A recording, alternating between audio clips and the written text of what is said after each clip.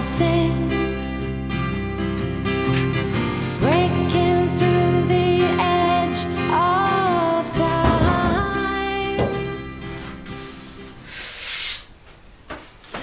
Right, let's give you a look. Take you off the old tripod a minute and have a look at this.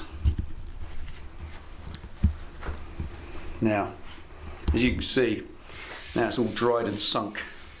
Sink. You might hear painters talk about the paint sinking. All it quite simply means is it sinks into all the cracks. It's as simple as that. When paint is liquid, it's quite thick, and as soon as the liquid evaporates away, it leaves only the solids. So therefore there's less overall material, and then it sinks into all the little nooks and crannies. You can't probably see it, and if you can see it even with this camera, there we are. You see these scratches, these lines. They've been left by the coarse sandpaper. So I've got to get those dealt with. I don't want to rub them down too much. I don't want to rub down past them. I want to kind of smooth over them a little bit. I want to put like a stopper layer in with filler, which I'll show you I'll do. There was, as you saw in the last video, some issues along here with wobbly edges. So I'm going to get that done. And just little pinholes, things like this. When you look real close up, that won't do. You can't do much with that. A little bit of finessing around there. And this side as well. Quite happy with that as a drain hole. Really like that. That is exactly how I wanted it to come out. Just really discreet, won't even see it. Around this side, got this line which has manifested itself. Honestly, that wasn't there when I painted it. So again, fill that in and then smooth over. And then just a good old wet sand all over to get the whole thing ready for paint. So today's not a long job, hopefully, he said. Ambitiously deal with some of that, but that's filing out rather than filling in, so not too bad. And again, deal with a little bit more shape in here, just finesse, like the old word goes. So enough of that old chat, let's get stuck in. We're nearly there, hurtling through the air. It could be anywhere. It could be anywhere. Now they're here. What have you to fear?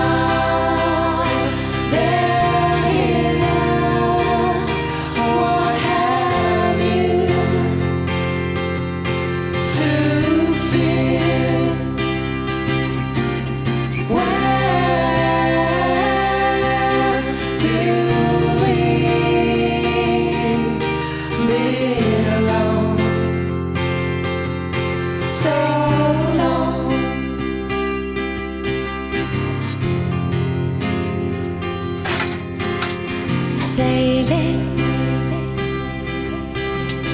falling from the skies. Is it possible? Right, watcher, welcome back. God, that was mad. That was a 3-hour session of rubbing down, just clearing up some of this so I can touch the camera. Dust everywhere. Now what I've done is clear up all the little tiny shaping issues, the little bumps and imperfections and asymmetries that were on it. I want to get that's all now done. And in some places I've gone right through to the fiberglass itself and left filler, so it really is working. This is exactly what it's about. I'll show you what I mean. Just while it's dusty, let's have a look. Look at that. So unplug you there. Right, check this out. You see on this top edge here, had to do quite a lot to get that edge reasonably straight. I've left a rounded edge on both sides, but it's, you know, that was correct. That was well high, so now it's correct. So, you know, lots and lots of clearing up and cleaning all this up, get the shape exact. Had to do quite a bit inside there because this recess is where the cap bezel fits, and it has to be clean and clear, and it wasn't. This edge here, the filler had gone down and filled into this edge, so even though there was tape there, it kind of just worked this way, and I don't know. So I've drilled all that out now, cleaned those, reshaped those, both of them in there. This has come out really well. That's a nice drain hole now. That will just be really cool, and I can't really show you this one because it's all full of powder at the minute. I'm not going to just blow this off in here because it will just cover everything, and I want to take it outside. So the next task, get this outside.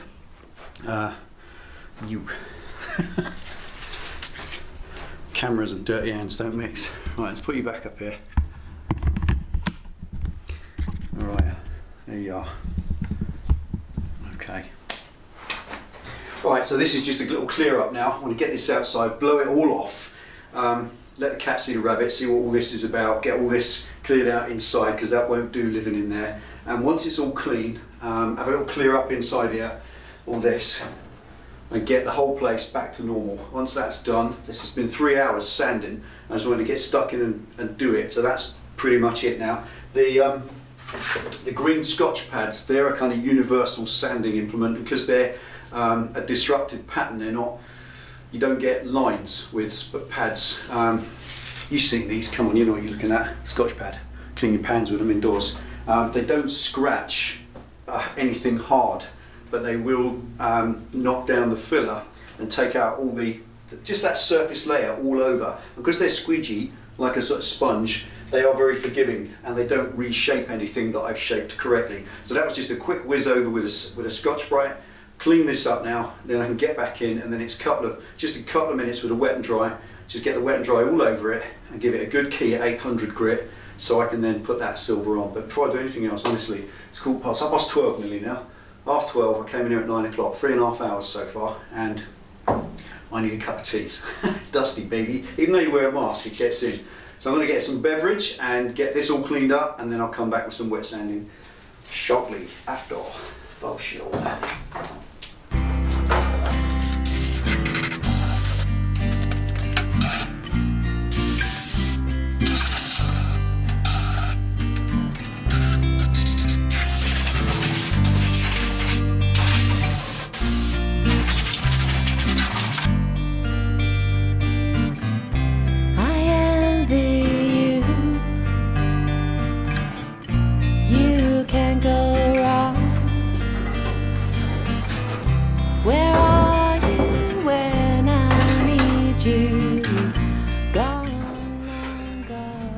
Right, then, that's it, cleaned up, tea up.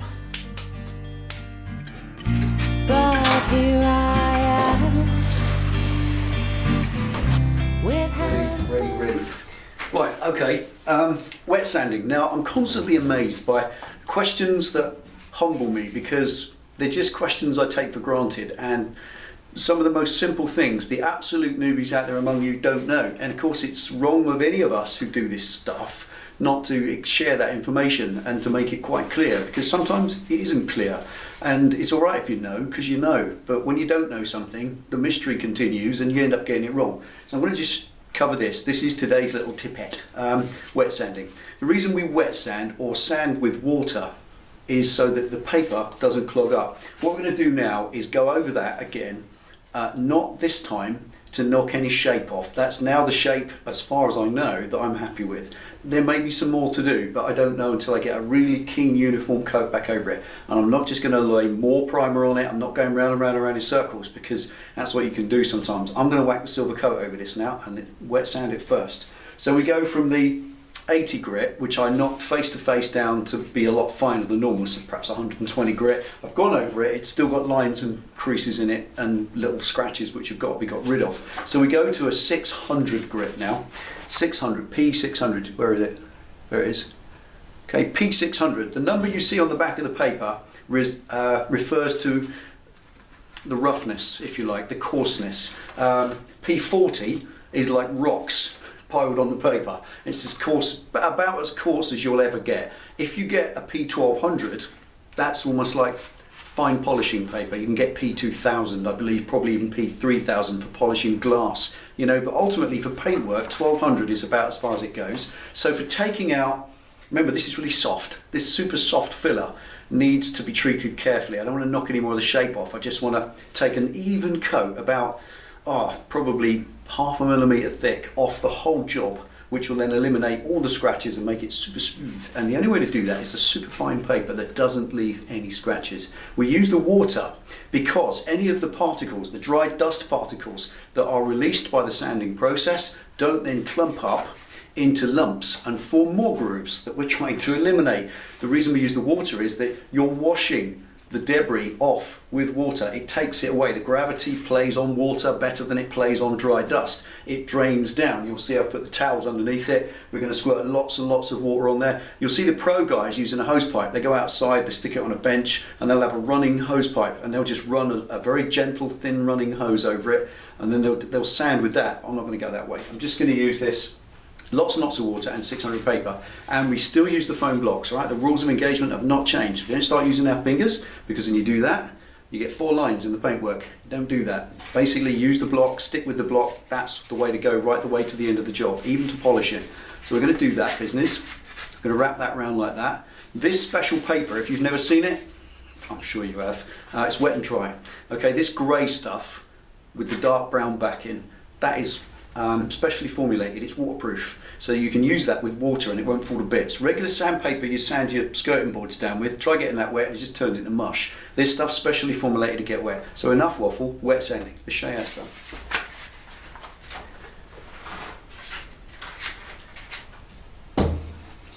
Right, what I'm using for this is just a plant sprayer. It keeps a constant supply of water. I don't like the concept of dipping this in a tub of water and then sanding. You've seen that done, but use flowing water, whether it's a hose pipe or that. Spray some on. Lots and lots of water. And very light.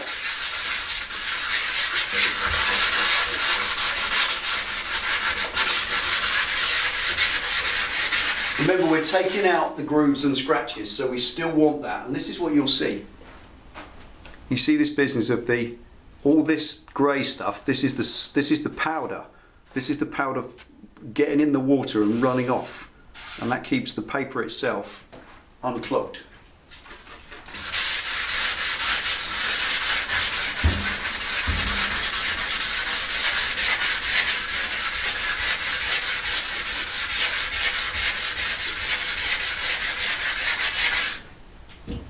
I spin it over flat side because we're on outside curves now. Just gently, no pressure at all. Just, touch it. The paper will do the work. Don't lean on it, monkey boy.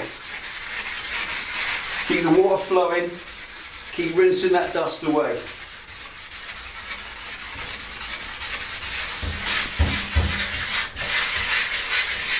Now you can hear it change. When you rub it, you'll hear a kind of coarse hissing as it scuffs against the surface, and after 3 or 4 passes of the paper with plenty of water to irrigate, you'll hear it go quieter, and that means the surface of it has become smooth. You've taken off all those rough edges and it's starting to smooth out, so you can listen as well as feel to how good you're doing. let's say. Care-handed. Down that fourth wall. That's better.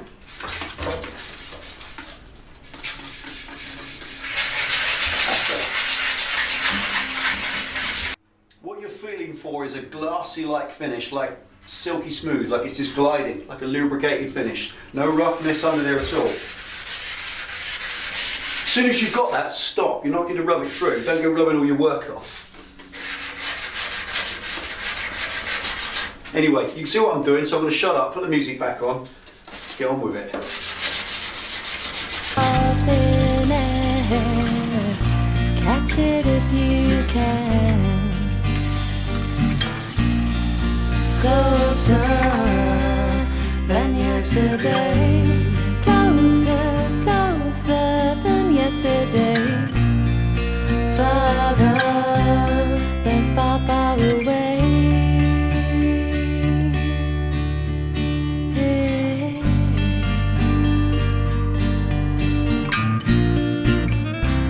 Standing by our borderline, tiptoe tight ropes from confusion, time after time, where angels sing and carpets fly. Holding on to this forever that passes by. Closer than yesterday. Closer, closer than yesterday.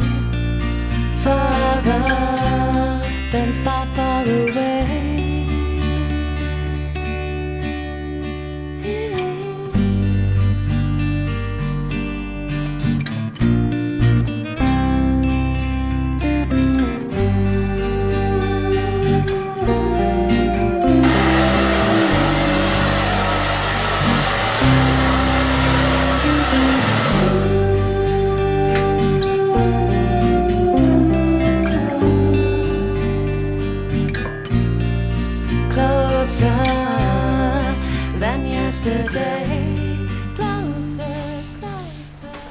Right, let's give you a close look. Let's take you down. Here we go. Now at this point, it looks about as ugly as it ever looked ever since I started the job. But when you feel it, you shut your eyes, it just feels organic now. There are no ripples, no imperfections, nothing that you can feel with your hand. Even on this. I wanted to talk about this. This again is for those of you noobs doing this. If you've got, what I did was there was a dribble of resin came down there, and it was so thick and so well bonded by the time I noticed it that I got the old screwdriver trick, tried to chip it off, but that would have been dent in the tank before you know it. So what I did was just use the grinder and a 40 grit and I just ground it off. But it did put some little scars that you saw. And what I've done here is feather it out. Now you'll hear paint guys refer to feathering out a chip. If you have a stone chip or something that's quite big, something you can't fill with paint, and you want to rub it out and spray it, if you just rub it a little bit, you'll see it as a dimple. It will always be a little round circle under the new paint. The new paint will sink into it. In order for the new paint to go over the top and you not see any of it, you have to feather it out, and that's what we've done here. That's why I closed in on this for you to see it, because I wanted to show you this. This bike's got 7 layers of material on it, this original factory paint.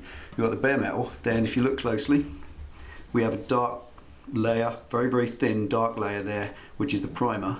Then after that there's a light coloured layer, that's 2. Then there's this red undercoat, that's 3. Then there's this lighter colour, 4. And then this top coat, 5, and then there's the clear coat which I rubbed off. So there's 5 or 6 layers of material on this before you get it.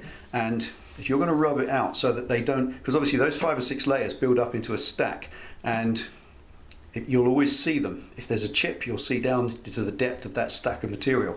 So in order to not see down into that stack of depth, you just got to feather it out. So it's not a stack, they kind of graduate out either way. So each layer needs to be a good 5 or 6 mil like that, all the way out, as much as you can, until even with the back of your hand, you can't feel a single thing. Can't feel that at all. Little things like that. There's a dent there. That's blocked over. The reason we use a block, again, go back to start. The reason we use a block is that it leaves that in there.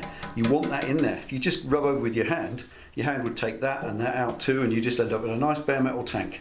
Well, I don't want that because then I've got all loads of riffles to fill. This has got no riffles. You feel it. Can't feel a thing. Now, something else I just want to mention is this. Look at these scratches. These are not scratches anymore. This is the primer that I put over, the grey primer, filling the scratches that were there in the red. When I ground this back with a 40 grit paper to get the fiberglass itself, this resin here, to get that smooth and to knock it down, initially I was putting big score lines in it, and the primer has filled them up, and not only there but also on the filler.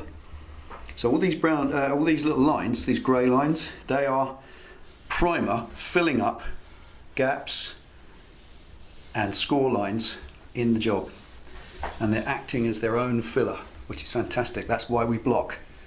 If you do that with your hand, you'd end up with lines in this where you'd see a bit of this, then none, then this, then none, and all these. That's a little high spot for some reason. Remember, these things come out of the factory, they're not perfect by any means. They're mass produced and stamped, and after God knows how many years of use. What is this thing, 99 bike?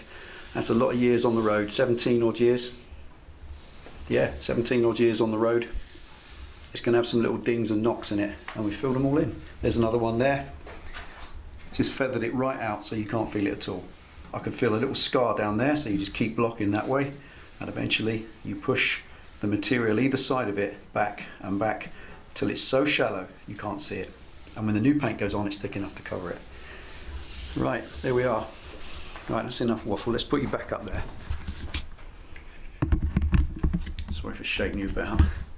Right, there we go. Right, all that's left to do on this now is tack rag it and paint it. I'll just briefly explain. I'm going to start using a few more, because this obviously is going to be painted by a very talented artist, friend of mine, who I want him to have the best possible sort of base underneath his job as is feasible. So that means I'm going to do this as good as I can to the highest standard, and that way when he comes to do his work it will look good. Because as I've said to you many times, preparation is what it's all about. What's underneath the paint is what makes a good paint job. Primer can look perfect as long as what's underneath it is perfect. You know, House of Colour candy paint can look rubbish if what's underneath it is rubbish. Now, I'm going to pull this out. Now this is something else I'm going to show you. Tack rag. You see that? It's like muslin, and like it says on the tin, it's tacky and sticky. And these tack rags, I'll just grab a couple. They are something that the professional trade uses, and tack rags. And the idea of them, obviously, they're impregnated with a stuff, a product that picks up all the particles of dust. So all I've got to do now is open it out and just wipe over the whole job. I'm going to put my hand on it to hold it still, but when I finally do that I won't touch it again because it degreases at the same time. So I'm just going to take the tack rag, go over all this. You see where there's little bits of dust left and powder? It will take all that off and give me the best preparation I can for the job. Takes all the grease off, anything that's going to cause the new paint to react. Any crap that's on there, it just removes it. And you can buy tack rags from any of the paint supply places out there, or even in car accessory shops. I think they're doing them now. Yesterday, farther than far away.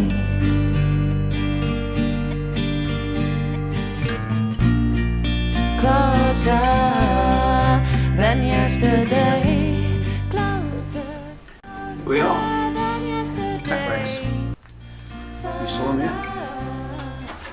Far away.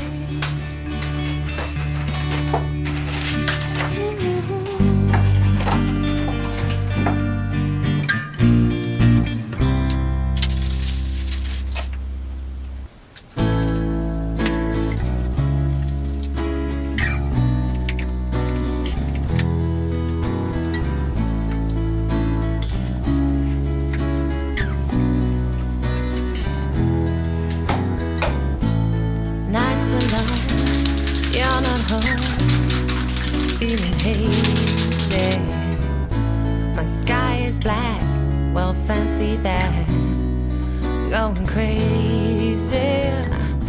The order's tall and I'm a ball and string. My coffee's cold, tomorrow's all don't mean a thing. My mind's so full of it all, over and over again. my mind's so full of it all, Over and over again. I should be having a ball. So sick of it all.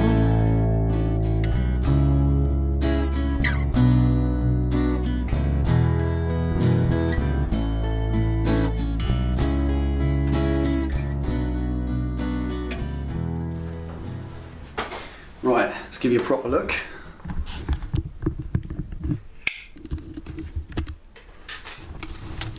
Okay, there we go. Now, problems, obviously. We knew about this little problem here. What I referred to earlier as brummer, what I meant was stopper. There's a different name. Woodworkers who fill tiny gaps with this brown stuff that you just spread in with your thumb, it's called brummer. But on bodywork it's called stopper. So, simply a finger-filled filler, like you just wipe it in. There's a couple of issues, which I've noticed already. Here there's a little bit of the scoring that I haven't quite flatted out. I couldn't feel it. I felt all over everything as much as I could when it was wet, but I've got it as good as I was probably going to get it without, I don't know, 3 or 4 guide coat layers. But what I've done instead, let's put you back up, hang on, I'll just show you around it. That needs just a little bit on that front edge, just a little tiny weeny file, little 3mm file, just to make that perfectly rounded. Little tiny details like that. Looks much better in there now. Quite proud of that finish in there, except for obviously the little stopper holes that I'm going to fill and then smooth round. But there we are. That's now a lot better. And a few issues there where there's a little ripple, it's got to be rubbed out. You know, the closer you get to it being perfect, the closer you want it to be perfect. There's a ripple, where is it? Où est le ripple? It's kind of there, kind of goes whoosh, whoosh, whoosh, up and down, so that's going to get a little block. But look, let's bung you back up here a minute. Right, that's better. So the whole point of this exercise really is to kind of convey a few tips and tricks that you might learn yourself and do stuff like this for yourself, which is what it's all about.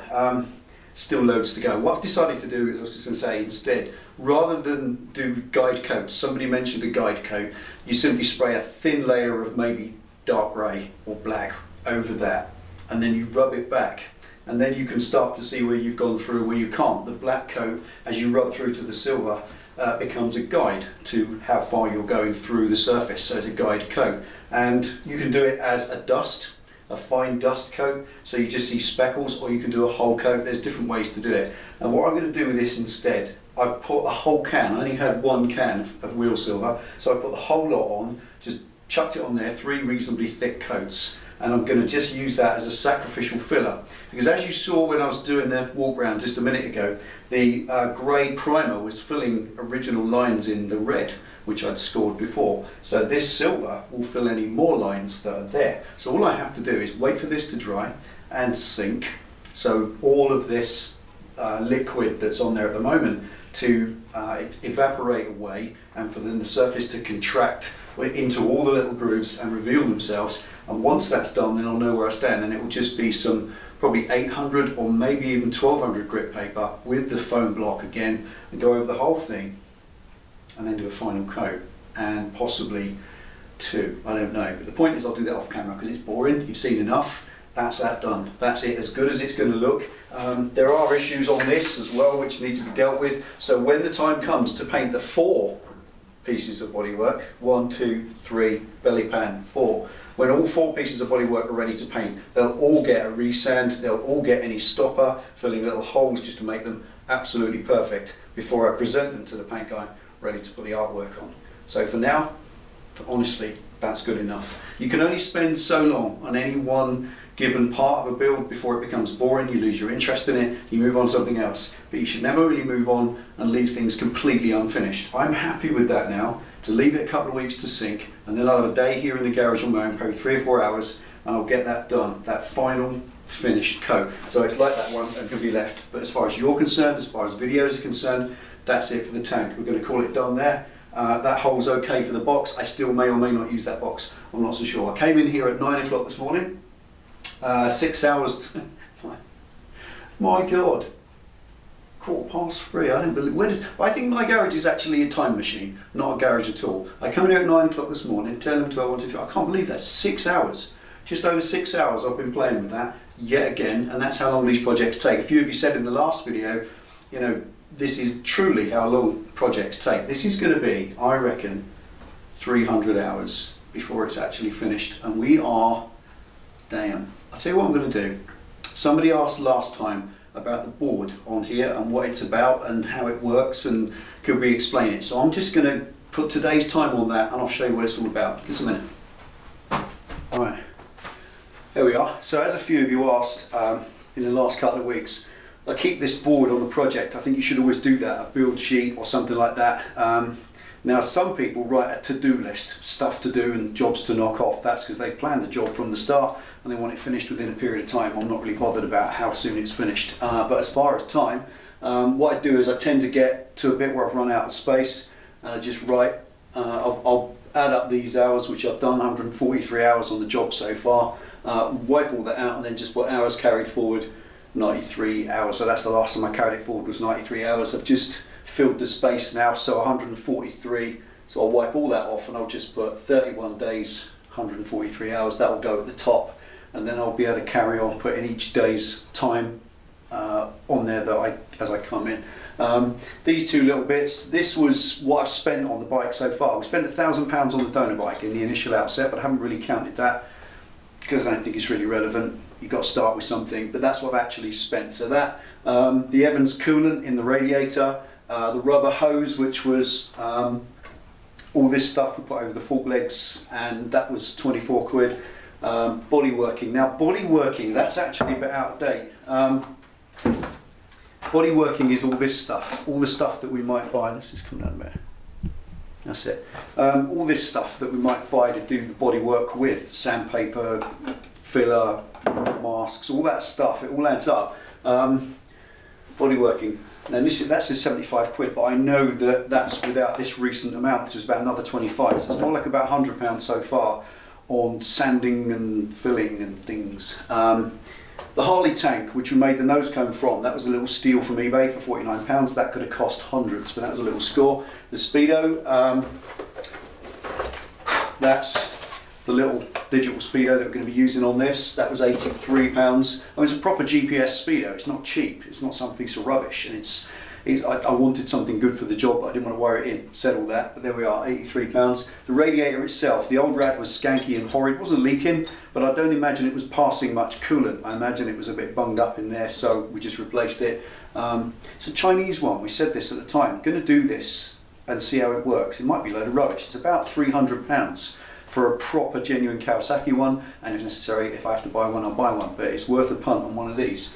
£86, and so far, right, it hasn't got hot very often, but it ain't leaking, it's fine. Headstock dust seal, that was a big plastic seal that was all nibbled and broken. I think some idiot had not realised how you take it off. By taking the top yoke off, he tried to just leave it and broke it, so I had to get a new one.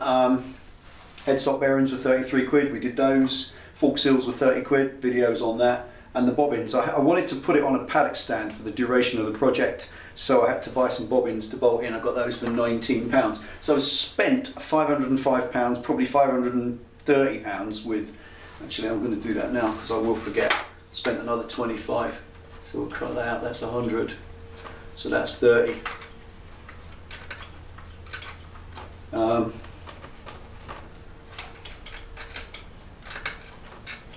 So £530 so far on the build, and £450 earned. This is basically stuff that I flogged off, just stuff was stuck on eBay. Did quite well, all the fairings, all the bodywork and everything went, got £200 for that, that was awesome. The exhaust can, the Micron race can, that went for £80. The headlights with those angel eyes things, they went for 120. Great, absolutely cool, nice little earner for us. The clip-ons, now those clip-on handlebars originally had, got 40 quid for those, they went quite well. And the overflow tank, the little overflow bottle that had, somebody wanted a new one, so we sent it to him and we got a tenner for that, including the postage, so we had to spend a bit. But look, there we are, that's kind of the state of play. And up here, I can see that. Up here I just put the weight loss. Now when I took all the plastics off, all the fairing and everything else, I just weighed it all, just for the sake of it, because it's daft. And it came to 25 kilos. So the bike's 25 kilos lighter, and that's not to be sniffed at, hang on. Because when you think about it, these sports bikes are all about weight, and that was originally 200 and something, 220 I think. They're quite heavy, a bit of a lorry for a sports bike. And if I've got that under 200 kilos, which we pretty much have, that's in there with R6 modern bike territory, so it's going to be quick, just for the very sake. I mean, obviously the exhaust can, the race can, with its big collector pipe, that weighed something, little dinky thing we've put onto it, all adds up. And don't know whether we're going to go with the factory back end or not yet, because I've got a single side back end in the donor bike for next year's build, so I might get a single side back end. Don't know, so don't push me on it, I'm not sure yet. Single side back end would be nice, but it's also done to death, and I want to make this a bit of a groundbreaker. So anyway, finally, I'm just going to put you back over here, hang on. Right, so the other thing was this, the wall of friends. These number plates all around the wall. What we did a little while ago, we said, look, if you live around the world somewhere, not in England or UK, and you've got a plate that is got a name on it or something where you're from that represents you watching as a viewer, then send it to us in the post and we'll put it up on the wall. You can see your plate on the wall. It's just a wall of friends, you know, it's a great idea. Honestly, I haven't counted them because I don't want to. I want to wait until we've gone all the way around and we start back here, and then we'll count how many we've actually got. But they're coming in 2 or 3 every other day or so. So if you've got a plate somewhere, you watching from somewhere around the world, stick it in the post and send it to us. If you give us a nod, Penny will give you a land address, and you can send it over to us if you like, and we'll put it up on the wall and all the rest. And I think it's a great way to connect with you, so you can see something of yours on the wall, to give us a little bit of a link, rather than you just watching us on the screen. I like that. And I just want to show you something else. Today's newest addition. Our newest addition. Let's just get the light off it. Here we go. Our Delboy's garage clock. And no, we don't sell them. We haven't got any, so please don't ask. That was that was a clock from a charity shop for £2.99, and I took the hands off and I stuck one of our stickers in it and put the glass back in. So now I've got a clock on the wall. I can see how much of my life I'm wasting in this garage. There we go. Papers say that it might rain. What a surprise. But I see the sun through the rain of their black and white lies. And it's okay, 'cause I've got a plan, and it's all mine. Smoke a few cigarettes just to kill time.